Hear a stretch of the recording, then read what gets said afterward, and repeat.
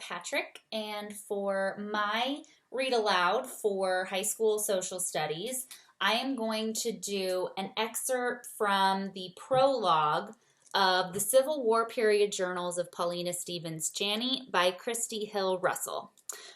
So my plan is to have this read aloud at the front of our Civil War unit for about a 9th to 10th grade level of American history.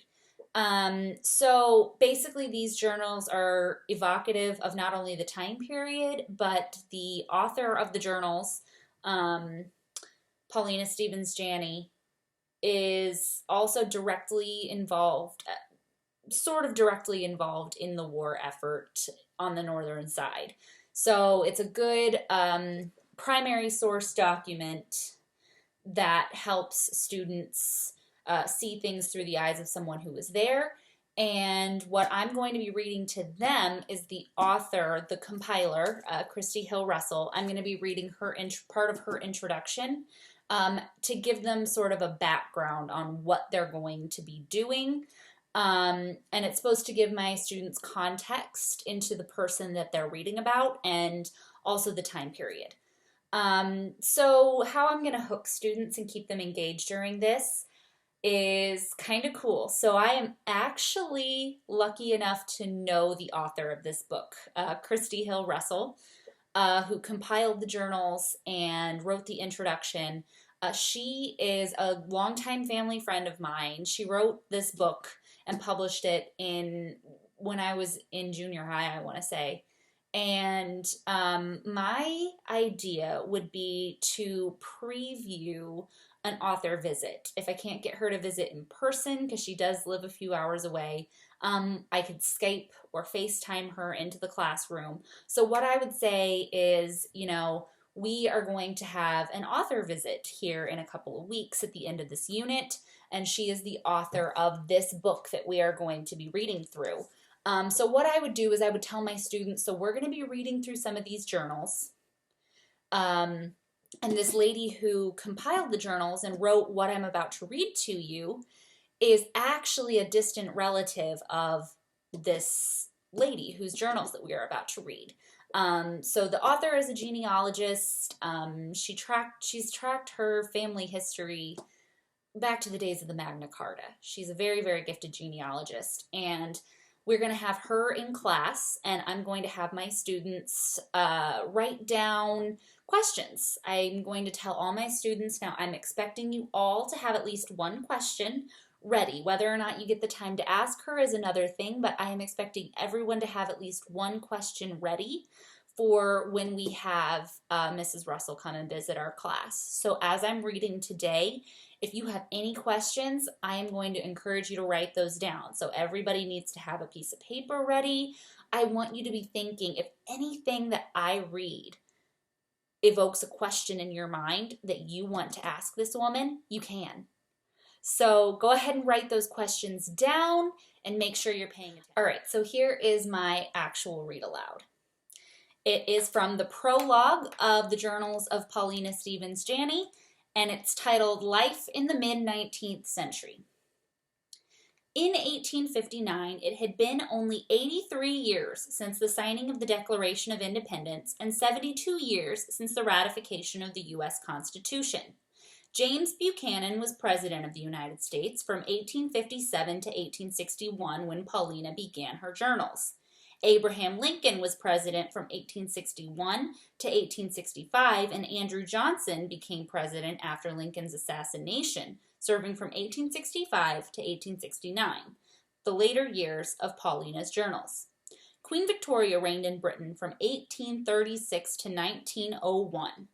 The United States consisted of 33 states and had a population of 31 million, 4 million of whom were slaves.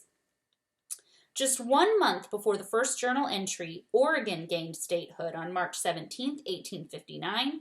During the years from 1859 to 1866, when the last journal entry was made, 3 more states would be added to the Union: Kansas in 1861, West Virginia in 1863, and Nevada in 1864.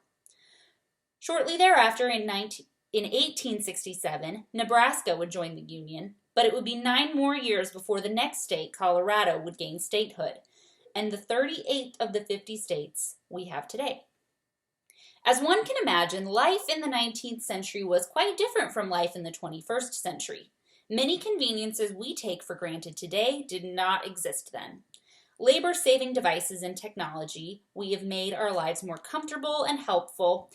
In the mid-19th century, there was no electricity for lights and appliances, no central heater air conditioning, no indoor plumbing or running water, no refrigeration, no gas or electric stoves or microwaves, no automobiles, bicycles, airplanes, telephones, cell phones, answering machines, voicemail, PDAs, radios, CDs or DVD players, televisions, or computers.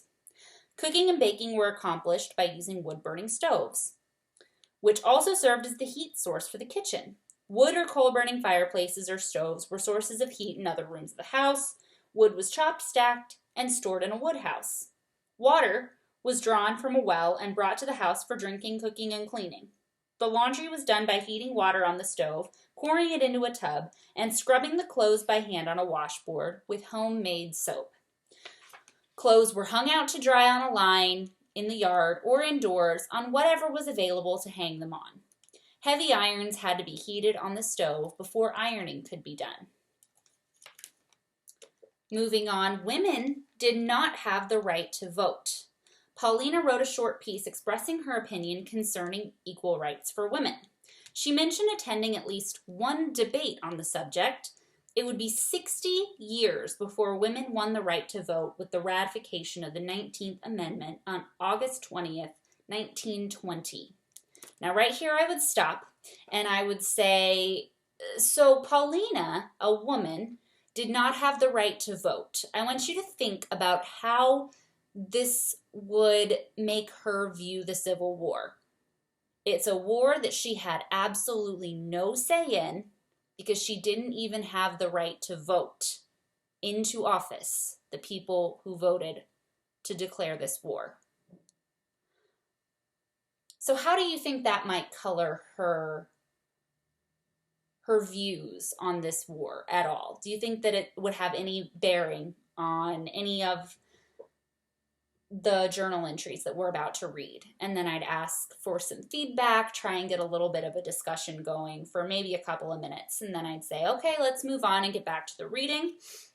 The Janneys, Bettses, Hyatts, Hunts, Stevenses, and Coffins had moved west from Virginia and North Carolina to escape the slave-owning culture of the South and live in the old Northwest Territory, where slavery was prohibited by the Northwest Ordinance of 1787. They were also drawn by the prospect of inexpensive, fertile farmland. The soil in Virginia and North Carolina had become depleted from overuse, and land became scarce when property was divided among several sons in one family. Younger sons tended to be the ones who moved on, however, because of the right of primogeniture, the exclusive right of the firstborn male to succeed to the family property to the exclusion of all other siblings, the widow, and all other relatives, regardless of need. In 1784 and 1785, North Carolina and Virginia, respectively, abolished primogeniture. Paulena's grandfather, Aaron Betts, and her great-uncle, Christopher Hyatt, as well as her cousins Levi and Vestal Coffin, were deeply involved in the Underground Railroad. Betts and Hyatt lived in Clinton County, Ohio. Vestal Coffin lived in Guilford County, North Carolina, and Levi Coffin lived first in Fountain City, Indiana, and later in Cincinnati, Ohio. Paulena's cousins, Lucretia Coffin Mott of Philadelphia and John Woolman, deceased, of New Jersey, were early noted Quakers in the abolitionist movement. So now, after I've read that Paulena had ties to the Underground Railroad, I would stop and I would say, what predictions can any of you guys make? Now that you know that her family was involved in the Underground Railroad, what do you think her views were on slavery? You know, she was previously Southern, but they moved to the North, and her family became deeply involved in the Underground Railroad. Do you think that maybe she has a certain view of slavery? And then students will inevitably say, yes, she must have been anti-slavery. And then I would say, but do you think maybe having lived in the South, she might have a more complicated view of slavery? Do you think anyone in the South would have told her their views on slavery and sort of peer pressured her? and kind of get them to think about that. And then also ask them, what do you think Paulena is going to write in her journals about living in the South? Get a little bit of a discussion going, and then move on. There was no better way for members of the Quaker community to express their concern for the welfare of slaves and for the abolition of slavery than to set their own slaves free. As early as 1783, a number of Janney men signed the anti-slavery petition to the United States Congress from the Philadelphia yearly meeting of the people called Quakers, dated 4th day of the 10th month, 1783. No record has been found that any of these Janneys ever owned slaves. The family of Elizabeth Russell Janney, whose members were not Quakers, did own slaves. So I would probably stop here and say, so some of her family were slave owners, but her immediate family wasn't. That's an interesting fact. Keep that in your mind. Moving on. As a member of the Contraband Society, as Paulena referred to it, organized by the Newberry meeting, Paulena made clothing and was appointed to serve on the procurement committee. That clothing was conveyed to Cincinnati to newly freed slaves or to those escaping from the South to freedom in Canada along the Underground Railroad. For many African Americans who lived in the slave states prior to and during the Civil War, the Underground Railroad provided the opportunity and assistance to escape slavery and find freedom. Several Underground Railroad stations were known to exist in Clinton County, where Paulena's from, and one was at the home of Paulena's great-uncle Christopher Hyatt. Among the social issues found in Paulena's journals are many that we are still debating. Capital punishment and the effects of alcohol abuse were two such issues. Paulena expressed her opinion of capital punishment at the time of John Brown's execution. Alcohol abuse led to the founding of the temperance movement. Paulena attended temperance meetings and contributed written material for the Martinsville Division 67, as her journal demonstrates. All right, so just read about Paulena's view on capital punishment. I would stop here and explain. To explain first, so capital punishment generally means the death penalty. As a Quaker, Paulena would have been very opposed to any kind of violence or any kind of physical punishment at all. So just a point of clarification there. And then I would also clarify that because of their anti-violence views, Paulena's family of Quakers would have also been very against alcohol because of the view that alcohol causes domestic violence. That was a big sticker in the temperance movement or the anti-alcohol movement. And moving on. Journal entries that deal with Civil War battles, the call for volunteers, the draft, and military leadership provide insight into the impact the war had on family life. William Janney's two older brothers, Stephen and George Janney, and Henry Clay Cowgill, Alma Stevens' future husband, had volunteered to serve in the Union Army. The strain in their own household, because they were unsure whether Will would go if drafted, pay the substitute, or declare himself conscientious, became obvious. If he went as a draftee, or volunteer, or paid for a substitute, he would violate the Quaker peace testimony, which opposed violence as a means of reconciling differences. This is an interesting point. So Quakers are against violence. That means they're also against war. So I'd first ask, what do you think this has on Paulena's view of the war in general? Why might a Quaker like Will have a problem if he's drafted into the war? Ask for a couple responses. And then, why might paying to have someone go to war, that's what they mean by paying for a substitute, why might paying to have someone else go to war for you violate that if you're not the one being a soldier? And ask for a couple of responses and then say, I promise folks, we are almost done. Bear with me for just a second here. 4 years of Civil War not only took a toll in human life, but also powerfully affected the economy. Construction came to a halt, and Will found little work.